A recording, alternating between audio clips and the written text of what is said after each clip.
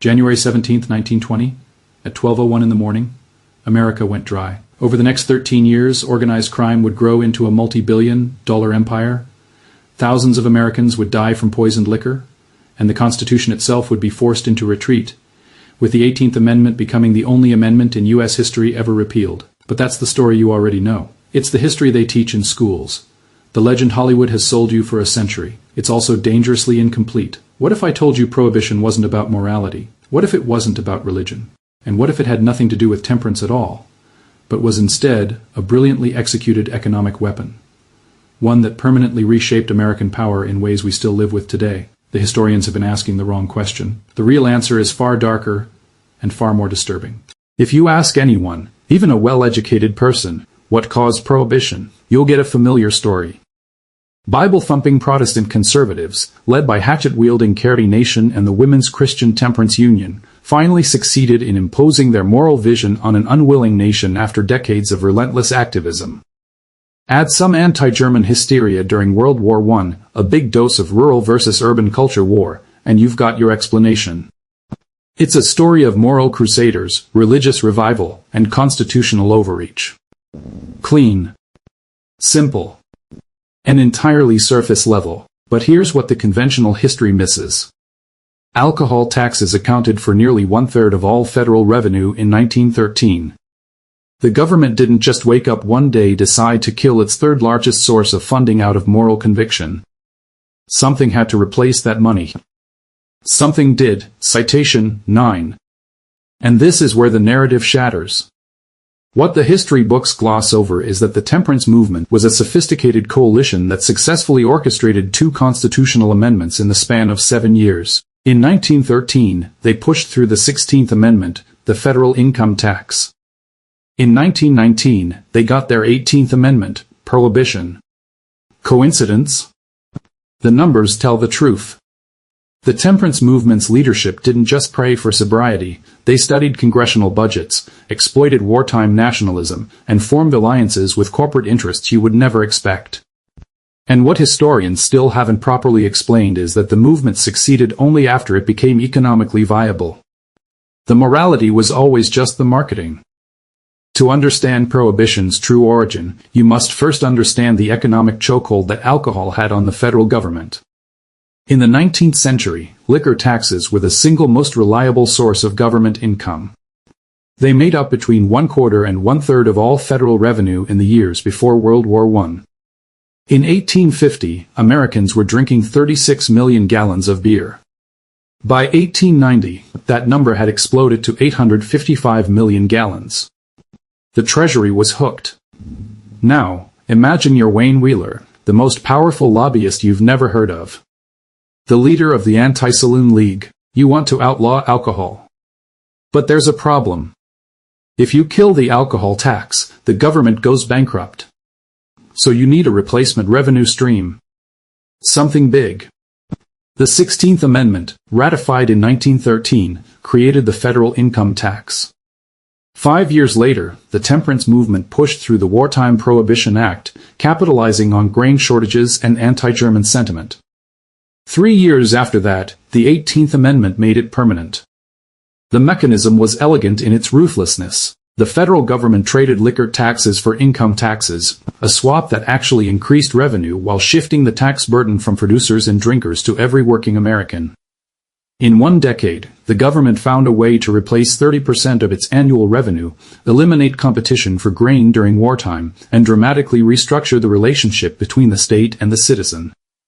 This wasn't moral reform. This was a hostile takeover of the national economy by a coalition of rural Protestants, corporate interests, and politicians who realized they could expand state power while selling it as piety. The Anti-Saloon League didn't just defeat the breweries. They captured the tax base. But why go to such elaborate lengths? Why not just tax alcohol more heavily?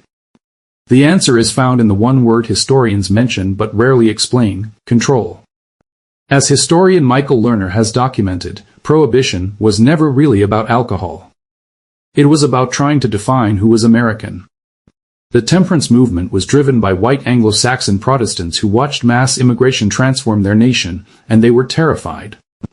By 1900, roughly 300,000 saloons operated across America, the vast majority owned by first-generation Americans. Irish, Italian, German, and Jewish immigrants sat at those bars. They drank beer, which was part of their cultural identity. And this was seen as a threat not just to morality, but to economic and political power. Anti-immigrant sentiment became the secret engine of Prohibition. The movement's leaders understood that restricting alcohol would simultaneously close immigrant-owned saloons, end immigrant-dominated brewing industries, force immigrants out of the public social sphere, break up communities centered around drinking establishments. Immigrants were scapegoats, learner rights. This was a test. Who made the cut? Who fit it? Who was respectable? Prohibition was a huge amount of anti-immigration sentiment masked as, we're trying to deal with the social problem. But there was another target, the brewers themselves. Wealthy German immigrant families like the Busch family controlled massive portions of the economy. Adolphus Busch revolutionized beer production through vertical integration, brewing, pasteurizing, bottling, transporting, and advertising all under one roof. And then World War I made German-sounding businesses politically vulnerable. The attack on beer was an attack on economic competition. From the 1850s to the turn of the century, the American brewing industry transformed from small local operations into a powerhouse of industrialization. German immigrants were at the center of this revolution. Adolphus Busch built a company so efficient that by 1900, he was producing beer in industrial quantities, shipping it across the country through an integrated network of railroads, refrigerated railcars, and distribution agreements. And here's the part they don't teach you. When World War I broke out, the temperance movement didn't just preach morality. They weaponized nationalism. Citation 9. German brewers were suddenly un-American. The Busch family and others were accused of harboring sympathies for the Kaiser, a charge that, according to historian Daniel Ockrent, turned beer drinking into a disloyal act. The economic destruction was devastating. American beer consumption had grown to 855 million gallons annually by 1890. By the time Prohibition was enforced, the brewing industry had been decimated. Factories closed. Thousands lost their jobs. Family fortunes that had taken generations to build were wiped out in a matter of years. And think about who benefited from this. With German-run breweries shattered, a massive gap opened in the beverage market. Soft drink manufacturers, like Coca-Cola, began their explosive growth precisely during the Prohibition era. But there was a darker opportunity in the pharmaceutical market. Doctors, dentists, even veterinarians could legally prescribe liquor. Charles Walgreen expanded his drugstore chain from 20 stores to 525 during Prohibition, a growth his biographers have struggled to explain as merely the result of his milkshake's popularity. Richardson's concentrated sherry wine bitters contained 47.5% alcohol, 95 proof, and it was perfectly legal to sell it over the counter. Prohibition restructured the American economy by destroying one industry and artificially creating a whole new one. Now, let's talk about enforcement, because this is where the economic devastation becomes truly obscene. The Volstead Act, passed in 1919, gave the federal government responsibility for enforcing Prohibition.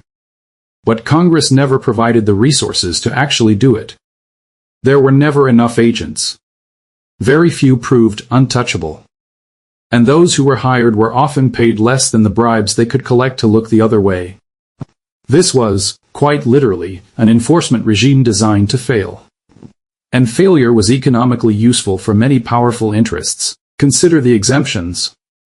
Farmers who fermented cider and fruit juices were exempt. Sacramental wine was legal, creating a boom in fake priests and bogus congregations. Drugstores could sell liquor with prescriptions. Industrial alcohol was permitted for manufacturing. Each loophole created a cascade of economic activity, accounting, legal services, bootleg distribution networks, and of course, bribery. But the most tragic consequence was the poison. The federal government mandated toxic additives to industrial alcohol to discourage people from drinking it, methanol, among other deadly substances. Thousands of Americans died from alcohol poisoning as a direct result of government regulations intended to make bootleg liquor undrinkable. Tainted liquor was responsible for tens of thousands of deaths, some of them directly caused by government-mandated additives to industrial alcohol ingredients used by bootleggers. This was not a law enforcement failure. This was a deliberate strategy of economic control. By making alcohol expensive, dangerous, and criminalized, the state achieved something taxation alone could never accomplish. It made drinking an activity with massive, unpredictable costs. The poor and the immigrant communities bore the brunt. The gangster story is not a side effect of Prohibition, it's the central economic outcome. When Al Capone built his Chicago empire, he wasn't just a criminal. He was a businessman who understood that criminalizing a product with massive demand creates a monopoly. And the barriers to entry, violence, risk, capital, police corruption, are so high that only the most ruthless and organized operators can survive. Capone's revenue from bootlegging in today's dollars has been estimated at more than $1.3 billion per year. He paid millions in bribes to law enforcement who allowed him to operate. Citation 2. He expanded into gambling, prostitution, and racketeering, using alcohol profits to fund the broader criminal empire. But here's what's rarely discussed: Prohibition didn't just create crime. It transformed crime from a local nuisance into a sophisticated, nationalized, structurally protected industry. When you ban something, you don't eliminate the demand, you just create a black market. And the black market rewards exactly the kind of people most unfit to hold power. The bootlegging economy was a massive transfer of wealth from working-class drinkers, who paid inflated prices, to gangsters who captured the markup, and to the corrupt officials who took their cut at every level. The economic multiplier of Prohibition was enormous, but it was all underground, untaxed, and unaccountable. That 30% of federal revenue that disappeared when alcohol was banned wasn't replaced in the underground economy, it was lost to the government, but captured by criminals. And yet, even as the federal government lost its alcohol tax revenue, the income tax system it had built created a more stable, more predictable, and much larger revenue stream. The federal government traded the uncertain tax revenues of drinking for the guaranteed payroll deductions of every working American. Think about that. Prohibition was the mechanism that destroyed the old tax system and locked in the new one. By 1929, the political economy of Prohibition was already unstable. Gangster violence was spiraling out of control. The federal government was spending millions on enforcement while collecting nothing in taxes from the entire alcohol economy. And then the stock market crashed. The Great Depression exposed Prohibition's economic vulnerability. Tax revenue collapsed across every sector. The federal government needed money from anywhere it could get it, and there, sitting untaxed, was an entire industry of alcohol production and sales, operating entirely in the shadows. Support for Prohibition collapsed not because Americans suddenly wanted to drink, but because the government was starved for cash. The moral argument disappeared when it became economically impossible to maintain. In June 1932, John D. Rockefeller Jr., a lifelong non-drinker and prominent Anti-Saloon League supporter, publicly recanted his support for Prohibition in a letter to the New York Times. When Prohibition was introduced, he wrote, "I hope that it would be widely supported, and would succeed in reducing alcohol consumption. But the crime, the corruption, and the economic waste had convinced him otherwise." Franklin Delano Roosevelt promised repeal in 1932 and delivered. The 21st Amendment, ratified in December 1933, made the 18th Amendment the only constitutional amendment ever repealed. The noble experiment ended, but the economic transformation it enabled did not. Here is the irony that historians miss, and it's one of the most profound economic lessons of the entire 20th century. The people who pushed Prohibition, the moral crusaders, the Anti-Saloon League, the progressive reformers, believed they were cleaning up society. They wanted to eliminate sin, control immigrants, and restructure America in their own image.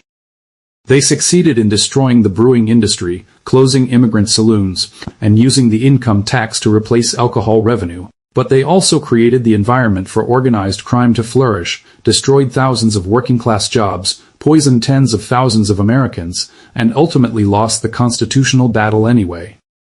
The temperance movement achieved its legislative goal, the 18th Amendment, and in doing so, created the conditions for its own destruction. Prohibition lasted barely over 13 years and had to be repealed because the unintended consequences were so catastrophic that even its original supporters turned against it. And the great irony? The powerful industries and families that had been targeted, the German brewers, the immigrant saloon owners, the Catholic and Jewish communities, lost their businesses, their wealth, and in some cases their lives. But the rich men who had funded the temperance movement didn't fare much better. John D. Rockefeller had supported Prohibition but abandoned it. Wayne Wheeler, the movement's architect, died in 1927 before he could see the repeal. And the elites who had engineered the income tax found themselves paying for it in perpetuity, because Prohibition had made the income tax permanent and politically impossible to abolish. The solution destroyed the problem, but it also destroyed the solution's own economic foundations. Today, the war on drugs follows exactly the same economic pattern, criminalizing a product with massive demand, creating a black market that enriches violent cartels, marginalizing minority communities, and spending billions on enforcement while collecting zero in taxes. The parallels are unmistakable, and they're not accidents. Immigration policy remains a tool for economic control, with one political coalition using the fear of demographic change to justify policies that restrict labor mobility, suppress wages, and protect certain industries from competition. The rhetoric has shifted from alcohol destroys families to immigrants destroy communities, but the economic function is identical. And the income tax system that Prohibition made permanent?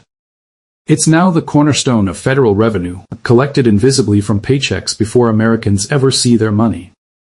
The Compromise of 1913, trading alcohol taxes for income taxes, fundamentally restructured the relationship between citizen and state.